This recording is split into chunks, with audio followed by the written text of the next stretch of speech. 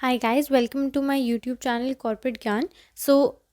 Today I've come up with a video on the compliance calendar which is to be followed as per SEBI LODR regulations. In this video, I have covered the annual compliance, half-yearly compliance, quarterly compliances and the event-based compliances for the main board and the SME board.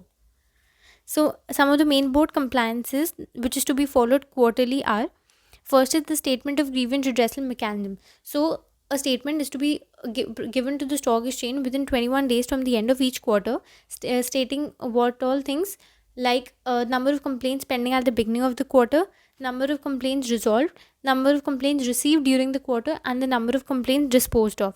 Next is the corporate governance report that is also to be submitted within 21 days. This was a recent amendment which was made as per SEBI LODR second amendment regulations. So from 15 days it was shifted to 21 days. Then the shareholding pattern. Next comes the statement of deviation or variation in financial results along with the limited review report or the auditor report. So limited review report goes in case of unaudited financial statements.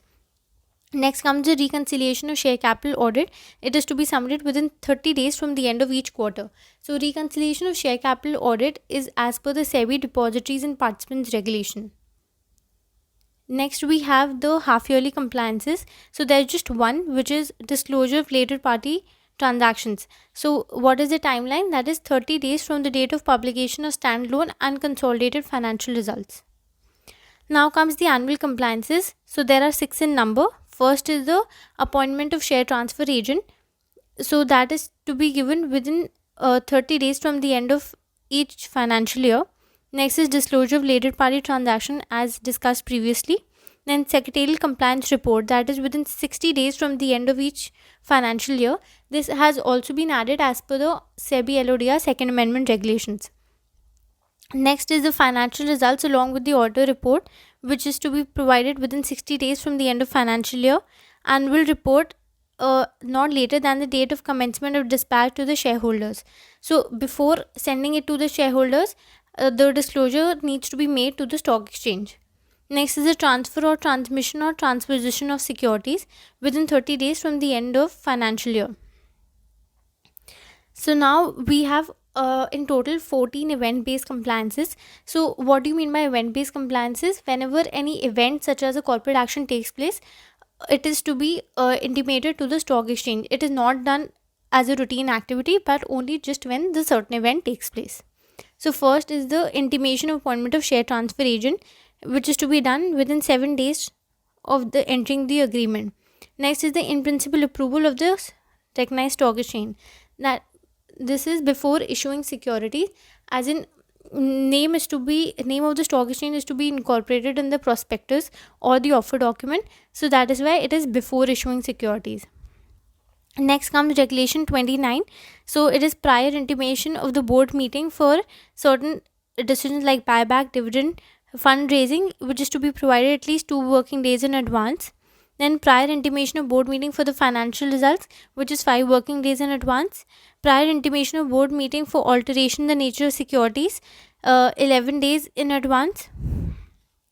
Then as per regulation 30, disclosure of events or information. So certain information is to be provided within 24 hours, and in case of certain decisions taken at the board meeting within 30 minutes. That detailed information you can find in schedule 3.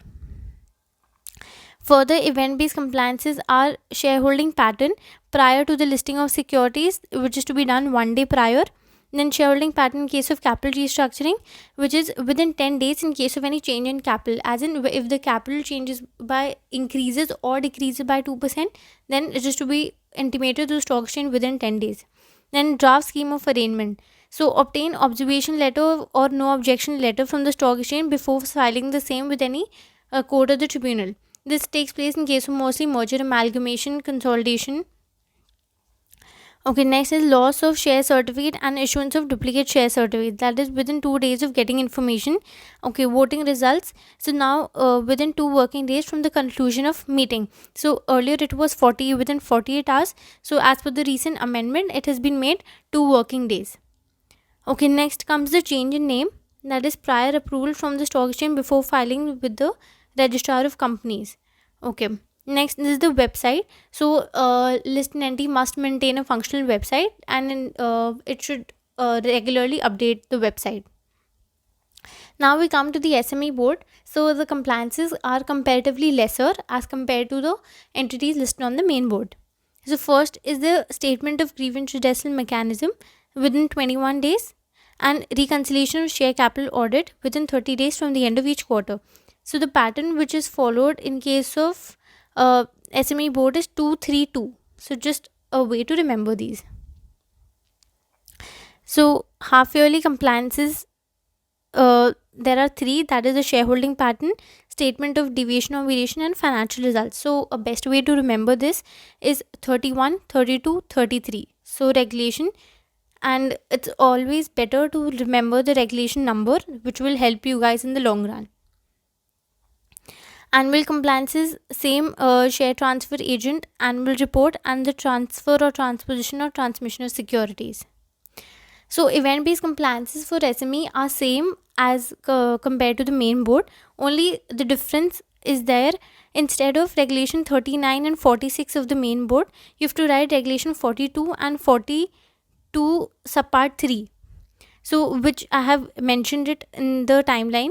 So it is in case of record date or date of closure of transfer books, which takes place in case of physical securities. So at least 7 clear working days in advance. And case of record date for declaring dividend or cash bonus, at least 5 working days in advance.